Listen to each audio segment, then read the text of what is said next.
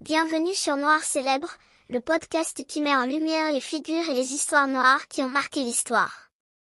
Aujourd'hui, nous allons parler d'une armée méconnue mais essentielle dans les guerres françaises, les tirailleurs sénégalais. Derrière ce nom se cachent des centaines de milliers de soldats africains, venus du Sénégal, du Mali, de Guinée, du Tchad, du Bénin et de bien d'autres territoires sous domination coloniale.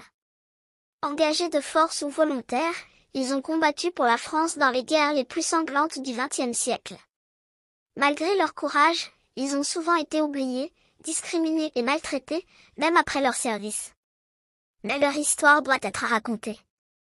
Les tirailleurs sénégalais sont créés en 1857 par le général français Louis Faidherbe, gouverneur du Sénégal. Mais attention, malgré leur nom, ces soldats ne viennent pas seulement du Sénégal.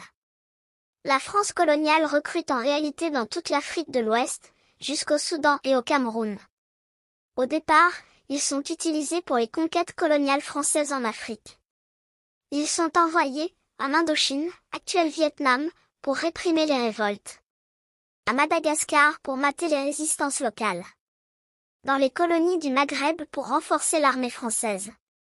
Ces soldats sont redoutés pour leur force et leur discipline, mais en France, ils sont encore considérés comme inférieurs. Il est dit à l'époque, ce sont des guerriers courageux, mais ils doivent être encadrés par des officiers blancs. Une phrase qui montre bien le paternalisme et le racisme qui entouraient leur recrutement. En 1914, la Première Guerre mondiale éclate.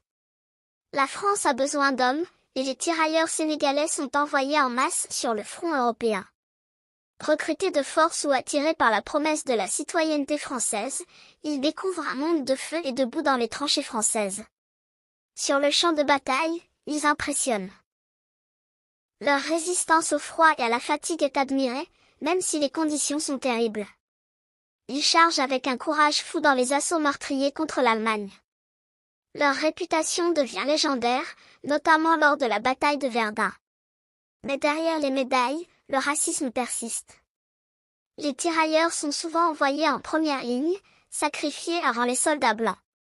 Un soldat aurait dit, « Nous avons combattu comme des frères, mais nous sommes traités comme des étrangers. » À la fin de la guerre, près de 200 000 soldats africains ont combattu pour la France.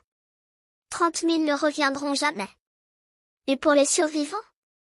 Aucune reconnaissance, aucune égalité. En 1939, l'histoire se répète. Lorsque la Seconde Guerre mondiale éclate, la France appelle encore ses soldats africains. Les tirailleurs sénégalais se battent contre l'Allemagne nazie, notamment en